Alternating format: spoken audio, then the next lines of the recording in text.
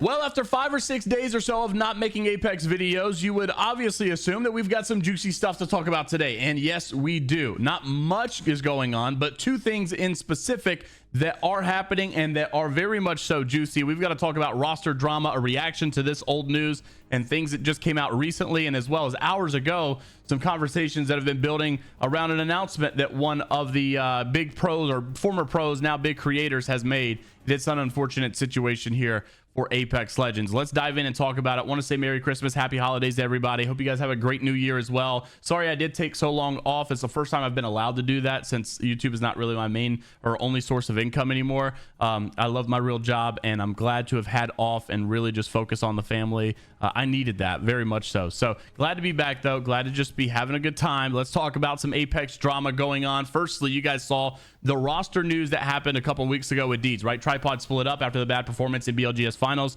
For regionals, they come out, Deeds and Gent and Onmu all come out and say looking for a team in year 5. Rest in peace to the Tripods. End of an era. Was a good time, good run, blah blah blah. But then after sitting on it for a week, just literally 2 days ago, Gent comes out to say, I barely watched this video mentioned, so I'm late to speak on it, insinuating that I'm not looking to be competitive to make yourself look good is so disingenuous. Seems like there was actually some drama going on inside the camp of the Tripods. And he says, plus expecting me to not say anything is interesting. Just give yourself some awareness for your next team. Our team died the minute you, or after you pulled me and Onmu into a call and said you didn't want to take the constructive criticism that we were giving you. Saying you want to do better is different than actually doing it. I am glad you are finally putting in the hours and should have been when we were a team, and wish you nothing but the best always, but don't ever speak for me again. Crazy stuff. I thought the Tripods were kind of, I thought they were a little bit closer,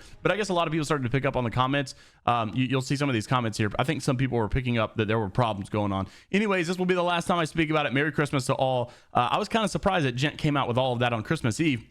I would have thought maybe, let's get past the holidays first, but that guy was he was ready to speak. So obviously Don comes out to say it's time. We all love the drama, but you see a lot of these people saying, I knew something was wrong when he kept trash talking his own teammates. But everybody basically, a lot of people came out to say, hey, I kind of noticed this, or this is what happens when blah, blah, blah. And so a lot of stuff was going on. Unfortunately, it didn't, all end well for the Tripods. They did obviously split up in the end.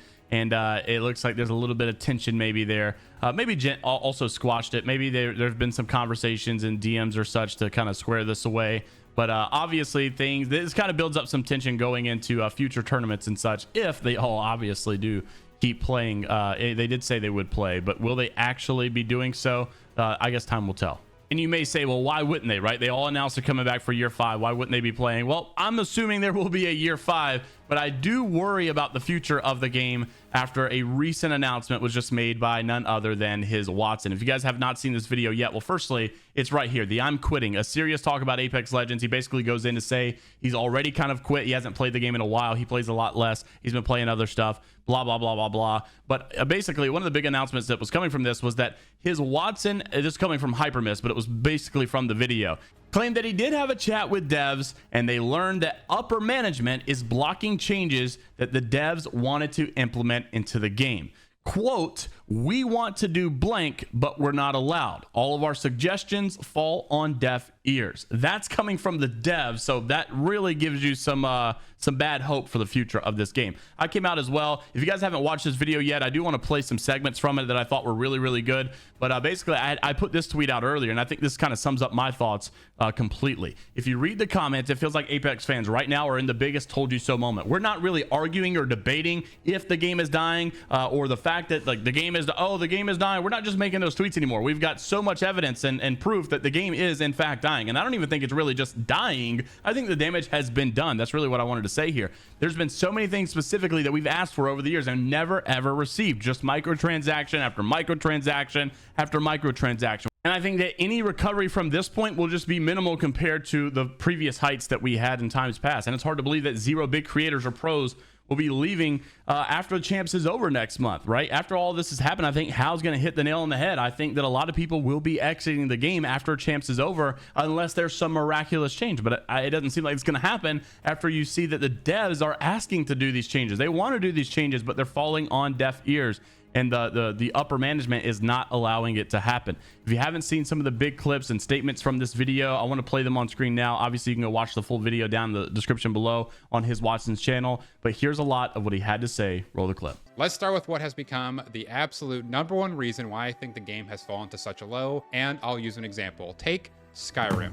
It is one of the best-selling games of all time, and people still play it to this day, over 10 years later. However, there are also tons of people who don't like Skyrim, and Skyrim doesn't care if you don't like it. If you don't like open world fantasy vibe, that's fine. You can go play something else. It's not trying to appease everyone. Apex Legends, however, constantly flips back and forth between what audience it is trying to capture, and while doing so, it loses both of them. For as long as I can remember, Apex Legends does not care about putting you with your skill group, unlike almost every other live service game. You'll hear constant complaints from casual players saying they are solo queuing and dying to a 3-stack of people clearly way better than them, and it turns them away from the game. Well, that's because of EOMM. I'm a very good player. I should not be in lobbies with noobs, and we can all agree on that. However, if I take, say, a 3 to 4 day break from pubs, not even the game, just the pub playlist, I will 100% be put into a match with people who are nowhere close to my skill level. After about 1 to 2 hours of me absolutely steamrolling people, I will then suddenly have my matchmaking time quadrupled and will even get skipped very often in the queue. These games are filled with nothing but sweats, and the games will stay that way until I take another 3 to 4 day break from pubs. Apex Legends is a huge victim of corporate America. You see, EA had 2 options after they caught lightning in a bottle with Respawn's Apex. They either take a risk and keep putting more work into it, hoping it'll grow even larger, or they sit on their fat stack of cash and collect an absolute boatload of money while keeping costs as low as possible. And as I'm sure you can probably guess, as time went on, they shifted way more towards the second one. Almost every Respawn employee I've worked with directly